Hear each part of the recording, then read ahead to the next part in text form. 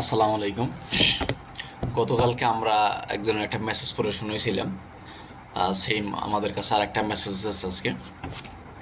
গতকালকে একটা আপু থাকার কারণে তার নামটা প্রকাশ করে নেয়, তা আজকে একটা ভাইয়া আছে নাম সাজ্জাদ, এটা প্রকাশ করা যায়, ঠিকানাটা না বললাম। তার একটা মেসেজ আসছে যে 5 মাস থেকে আমি একটা মেয়েকে অনেক ভালোবাসি, এখন সে আমাকে বিয়ে করতে চায়। আমিও চাই, কিন্তু কিছু সমস্যার জন্য এখন বিয়ের কথা বাসায় জানাইতে পারতেছি না। আমি বর্তমানে পড়াশোনা করতেছি, আর আমার পারিবারিক আর্থিক অবস্থাও তেমন একটা ভালো না। কিছুদিন আগে আমরা একসাথে দেখা করি, তখন আমাদের দুজনের ছবি ফেসবুকে আপলোড করি। আপলোড করাতে তারপরে ছবি তার ফ্যামিলি মেম্বার দেখে, মানে মেয়ের ফ্যামিলি, তার গার্লফ্রেন্ডের ফ্যামিলি মেম্বার তার ছবিটা দেখে দেখে তারপরে মেয়ে এবং মেয়ে তো এমনিতেই আগে থেকেই পছন্দ করতেছে, আর মেয়ের ফ্যামিলিও মোটামুটি রাজি এই ছেলের ব্যাপারে। কিন্তু আর্থিক অবস্থা আমার ভালো না থাকার কারণে আমি আসলে আমার ফ্যামিলিকে বলতে পারতেছি না, আর আমার পড়াশোনা এখনও শেষ হয় নাই।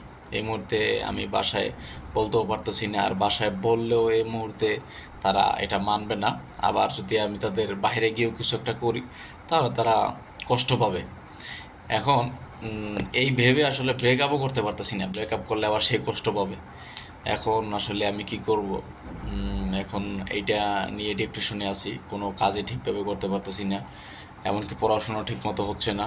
গতকালকেও সেম একটা কাহিনী ছিল, এবং ঠিকভাবে খাইতেও পারতেছি না। এখন আসলে এইটার ব্যাপারে পরামর্শ হলো যে এই এই সমস্যাগুলো খুব মারাত্মক, মানে বিশেষ করে প্রেম বিষয়ক সমস্যাগুলো একটু বেশি একটু জটিল। এইখানে গতকালকেও যেটা বললাম আর কি, এখানে মাইন্ড গেমের একটা খেলা চলে। আপনার মাইন্ড যদি এদিকে সেট আপ হয়ে যায়, এখানে প্রেমের ব্যাপার না, দেখবেন যে আপনার মাইন্ড আপনি যদি কোনো দিকে সেট আপ হয়ে যায়, ওখান থেকে আসলে বের করা কঠিন ব্যাপার, কিন্তু এই ক্ষেত্রে আরও বেশি কঠিন। তো যেহেতু আপনাকে আসলে দিন শেষে ফ্যামিলি আপনার পাশে থাকবে, ফ্যামিলির যদি আর্থিক অবস্থা ভালো না থাকে, তবে আমার উচিত হবে আপনাকে কোনোভাবে ফ্যামিলিকে কষ্ট না দেওয়া। আর মেয়েকে, যদি মেয়ে আপনাকে অরিজিনালি ভালোবেসে থাকে, তাহলে আপনি তাকে বলুন অপেক্ষা করতে, আপনি পড়াশোনাটা শেষ করেন। যদি আসলে আমরা অনেক লাইফে আমরা অনেক দেখি যে অনেক মেয়ে আছে যে তারা তার বয়ফ্রেন্ডকে সময় দিয়ে তাকে সেটেল করে, তার সাথে থেকে তারপরে তারা একসাথে বিবাহ করছে, এটা আমরা অনেক দেখেছি। এটা আসলে এক্স্যাক্টলি এটা করার দরকার। তো ওরা বুঝান যে সমস্যা নেই, আমরা যেভাবে আছি সেভাবে থাকি, আমরা এখন বিয়ে করবো না। আর যেন মেয়ের ফ্যামিলি থেকেও যেন কোনো চাপ টাপ না আসে। মেয়েকেও বুঝাবেন যে তুমি আসলে এখন কোনো চাপ দিও না, বা একটা কাজ করতে পারেন যে একটা মানে প্রাথমিক কিছু, যদি আপনাদের বয়স হয়, বয়স হলে তো আপনারা করতে পারবেন, আর না হলে এটা কোর্ট ম্যারেজ করে রাখতে পারেন। রাখতে পারেন, এটা আহামরি তেমন কিছু সমস্যা হবে না।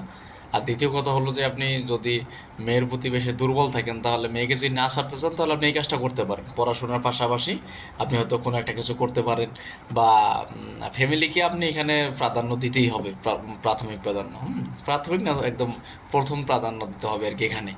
ফ্যামিলিকে প্রাধান্য দিয়ে তারপরে যদি আপনি তাকে রাখতে পারেন, তাহলে আপনি করবেন। মানে তাকে যদি বুঝে শুনে রাখতে পারেন, তাহলে সে থাকবে, আর যদি তাকে বুঝে শুনে না রাখতে পারেন, তাহলে আমি মনে করি আপনি এটা ছেড়ে দিতে পারেন। এখানে আপনি তাকে রাখার, আপনার ফ্যামিলি হচ্ছে গিয়ে ফার্স্ট প্রায়োরিটি, এটা দেওয়ার পরে যদি সে থাকে থাকবে। আর যদি তাকে না রাখতে পারেন, ভাই বুঝাই শুনে যে আমি আসলে ভালো কিছু করতে চাই, তুমি আমার পাশে থাকো, যদি ভালো কোনো কিছু একটা হয়, তারপর ইনশাল্লাহ আমরা একটা কিছু করে ফেলবো। এইভাবে বুঝে যদি রাখতে পারেন, আলহামদুলিল্লাহ ভালো। আর যদি এইভাবে না বুঝে রাখতে পারেন, তাহলে আমি মনে করবো যে আপনার এখান থেকে বেরিয়ে আসা দরকার, যেভাবেই হোক। মানে একটু কষ্ট হবে, তারপর যেভাবে হোক আমি মনে করি আপনার এখান থেকে বেরিয়ে আসা দরকার।